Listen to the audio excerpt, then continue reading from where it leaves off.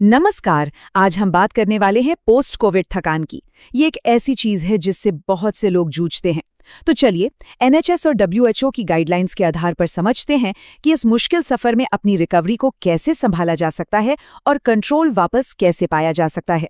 ये एक ऐसा सवाल है जो शायद बहुत से लोगों के मन में आता है कि बीमारी तो चली गई, पर ये थकावट क्यों पीछा नहीं छोड़ रही।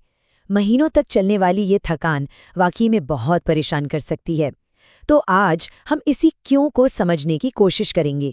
सबसे पहले तो ये समझना बहुत जरूरी है कि ये सिर्फ थका हुआ महसूस करना नहीं है, ये उससे कहीं ज्यादा है। ये एक असली मेडिकल कंडीशन है जिसे पोस्ट कोविड फटीग कहते हैं। मतलब जब आराम करने या सोने के बाद भी थकान न जाए और रोज के छोटे मोटे काम भी पहाड़ जैसे लगने लगें, तो समझिए कि ये सिर्फ नॉर्मल थकान नहीं है। इसे समझने का एक बहुत अच्छा तरीका है जो एनएचएस ने बताया है। सोचिए कि हमारे शरीर की एनर्जी एक फ़ोन की बैटरी की तरह है। अब बीमारी के बाद क्या हुआ? ये बैटरी न सिर्फ साइज में छोटी हो गई है, बल्कि अब इसे फुल चार्ज होने में भी पहले से कहीं ज़्यादा टाइम लगता है। ये एक सिंपल सी बात है, लेकिन अपनी एनर्जी को मैनेज करने के लिए ये कॉन्सेप्ट बहुत काम का है। तो रिकवरी की राह पर हमारा जो पहला पड़ाव है वो है एक ऐसे जाल को समझना जिसमें अक्सर लोग अनजाने में ही फंस जाते हैं। इसे कहते हैं बूम एंड बस्ट साइकिल। चलिए देखते हैं ये क्या है।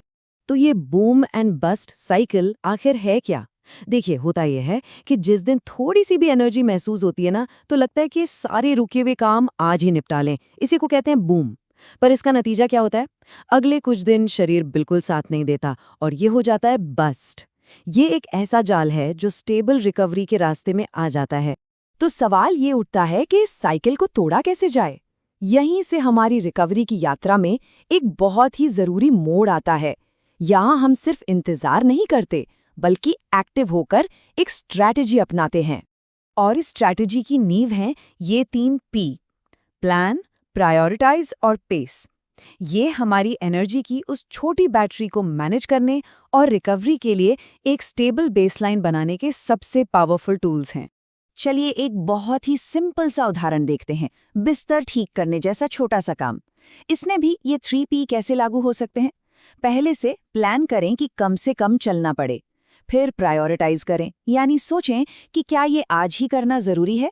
और सबसे जरूरी पेस, मतलब चादर बिछाई, थोड़ा आराम किया, तकिए लगाएं, फिर थोड़ा आराम किया।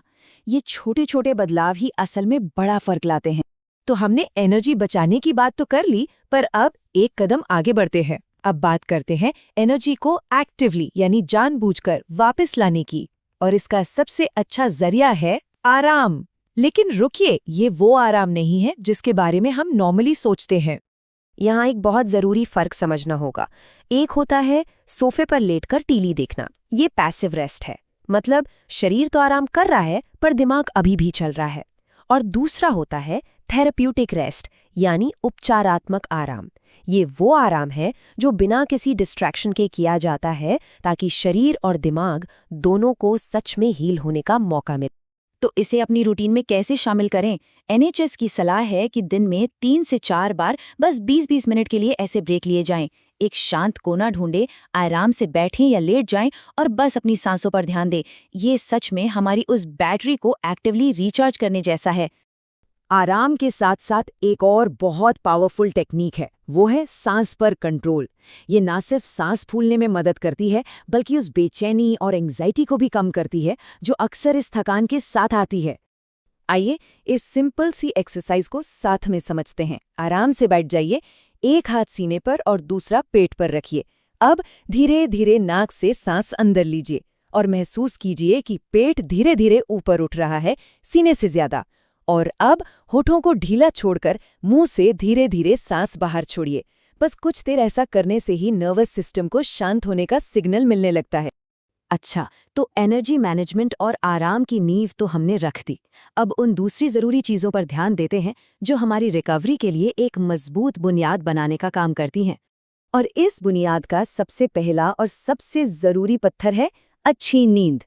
यहाँ हम बात कर रहे हैं स्लीप हाइजीन की। इसका मतलब सिर्फ ज्यादा घंटे सोना नहीं है, बल्कि गहरी और अच्छी नींद के लिए एक सही माहौल और रूटीन बनाना है। इसके लिए कुछ बहुत ही सिंपल लेकिन असरदार टिप्स हैं। रोज एक ही टाइम पर सोने और जागने की कोशिश करें, यहाँ तक कि वीकेंड पर भी। सोने से 1 घंटा पहले स्क्रीन और काम से दूरी बना लें। और अगर दिमाग में बहुत कुछ चल रहा है तो सोने से पहले 20 मिनट निकालकर अपनी सारी चिंताएं एक डायरी में लिख डालें। थकान के अलावा एक और आम परेशानी है लगातार बना रहने वाला दर्द। अब यहाँ हमारा लक्ष्य दर्द को शायद जड़ से खत्म करना न हो, पर उससे इस लेवल तक कंट्रोल करना है कि वो जिंदगी पर हावी ना हो और क्वालिटी ऑफ लाइफ बेहतर हो सके। दर्द को मैनेज करने के लिए भी वही पेसिंग वाली टेक्निक बहुत काम आती है।